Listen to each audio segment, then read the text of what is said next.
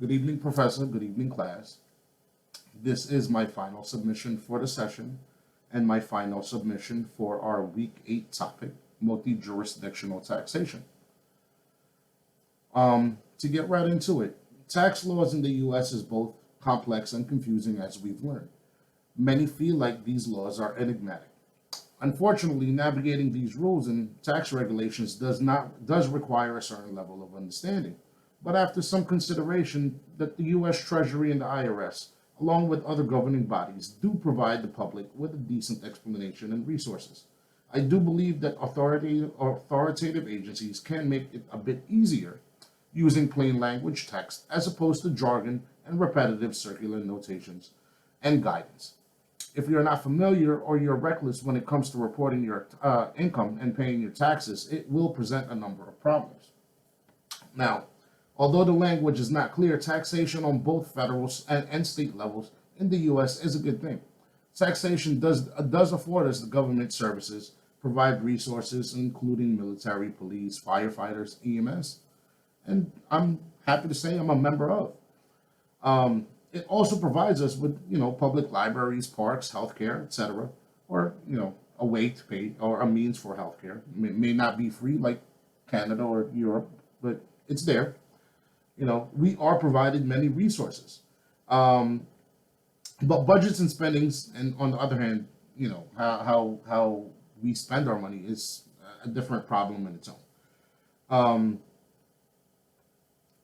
just as taxation and governing bodies are concerned, it is a necessity, and it is a necessity, and laws in place does take many factors into consideration. The problem is understanding them, so that the average person may be able to make sense and use of these resources available to them. But many of these laws do serve a purpose. Moreover, it does act as a foundation for numerous things, including cross-border transactions, as I will present, and as well as business structures and activities relating to these businesses. The IRS does, as I see it, does its best to prevent tax avoidance, as I've mentioned in my uh, submission earlier this week. There are many governing rules and regulations regarding both outbound and inbound transactions. These confines does set the pace and serves as a guide on how business transactions and activities are defined and identified. Cross-border transactions address both inbound and outbound activities that relate to finance, property, or stock, identifying the obligations of both businesses operating within as well as individual in the U.S. and other jurisdictions. As stated, the IRS does provide guidance on taxations as it relates to both the U.S. taxpayer and foreign entities, as well as specifically identify their obligations. But there are tax treaties that impact these, determining how these report how you report your income and how you pay your taxes. Now, U.S. citizens generally, or residents, or are taxed on their income both within and outside of the U.S. So, just as other individuals and other entities are. The idea is taxes on income is either paid to the IRS within the U.S. or entities that can claim a tax treaty benefit for their resident country, where they will pay that authoritative agency. There are only four countries, when researching this, there are only four countries that I've come to uh, find out where there's no tax burden placed on income earned. So they're Bermuda, Monaco, Bahamas, and the United Emirates. It does seem ideal, right? But you can't necessarily avoid taxation by renouncing your citizenship as a U.S. and moving to these countries. Uh, and in most cases, it could be more costly in all reality than just actually paying your taxes. But can you actually imagine mastering? Well, as you can imagine, mastering the cross borders tax matters are more complex than traditional tax laws that's already within the U.S. But generally, there will be governing bodies that address, and we will succumb to. Um, Due to the advancements in technology, the world is a smaller place, and because of this, it has become easier to conduct business with other countries. Um, but it doesn't exempt us from our tax obligations. It only further complicates the situation. And as you can imagine, this means to tax practitioners that the growing need needs to be met, right?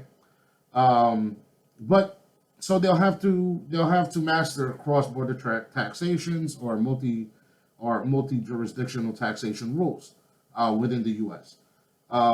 Can you like honestly consider, what people with dual citizenships have to go through? Are they being double taxed? And double taxation is another thought when it comes to businesses without an ample tax strategy. Um, and aside from that, like I said, dual citizenships can you and businesses within here in the U.S. or outside of the U.S. have to also learn what these multifaceted issues would be. Um, but with the advancements in technology as well as relationship between countries, mastering cross-border transactions is a necessity and will become one, if not, for a lot of people. The thought of multi-jurisdictional taxation doesn't just address foreign countries, but it also addresses tax issues within the U.S. As mentioned, you can't avoid taxation. Our system is built to avoid tax avoidance. When considering jurisdictions, different in different states in the U.S. may have different governing laws. In income from each state must be paid aside from federal income taxes. For example, if you work in another state, as we used in the scenario, and you reside in another, you will have to pay for income in that other state, and you will have to pay income on your residing state as well. Not only do you have to worry about state income taxes, but you must also consider state sales taxes, use taxes, and property taxes. If you're operating a business outside of your resident state, consider the franchise tax, unemployment, and domestic corporations. In which case you need to create, in which case only highlights why you need to create a plan that addresses the best way to account for your business income or your personal income, depending on which end of the spectrum you're in, as well as your taxable income. Maybe even, you may even have to consider apportionment of business income, like wages and tax withholdings. So you must contemplate, as we learned in the previous weeks, business organizations and structures and business entities, mainly. But this doesn't address all or just established individuals and business owners, but you'll have to consider business income, interest, and dividend income, and how it will be taxed and how it relates to your overall tax strategy.